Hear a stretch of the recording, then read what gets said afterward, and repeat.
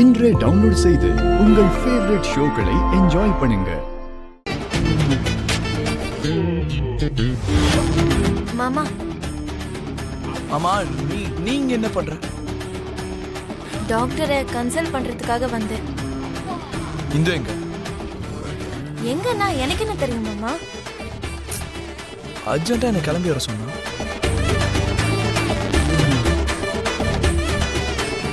நான் தான் கால் பண்ணேன் அண்ணா. ஏய், நீ தான் கால் பண்ணியா?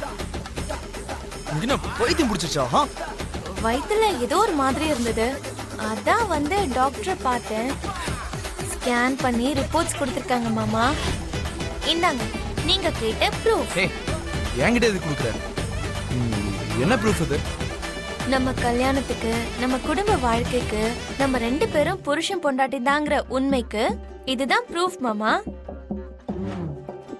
இங்க பாரு, எது சொல்றதா இருந்தாலும் தெளிவா சொல்லு.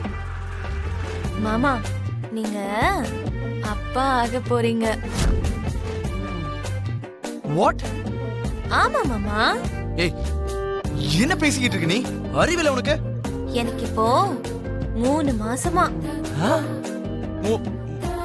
3 மாசமா? ஏய், இம்பாசிபிள். ஏய், இங்க பாரு பூமி, நீ இதெல்லாம் வேணும் தானே பண்ணிக்கிட்டு இருக்க?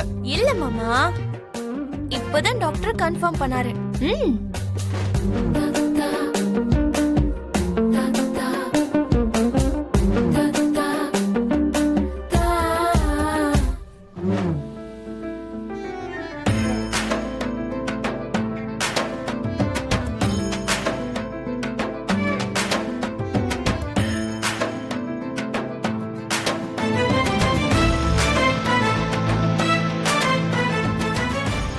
புருஷன் பொண்டாட்டி 2 பேரும் சேர்ந்திருக்காங்கன்ற ப்ரூஃப் வார்த்தையில இருக்காது மாமா, பொறக்க போற உயிர்ல தான் இருக்கு.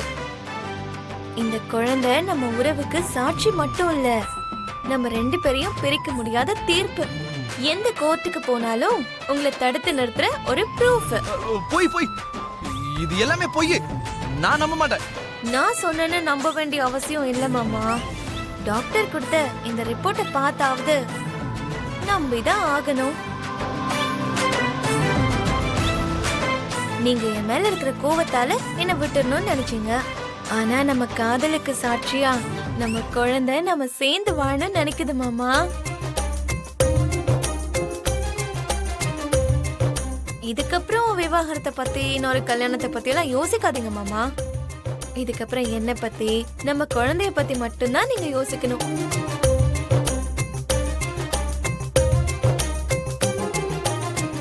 துருவாவா தான் நான் கல்யாணம் பண்ணிப்பேன், இல்லனா நான் செத்து போயிடுவேன்.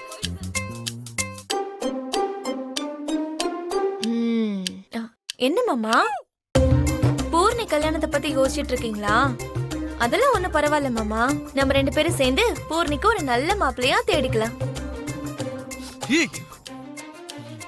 என்ன என்கிட்ட வந்து நடிக்கிறியா? வாழ்க்கைங்கிற விஷயத்த விளையாட்டு மாதிரி நினைக்கிறது நீங்க தான் மாமா.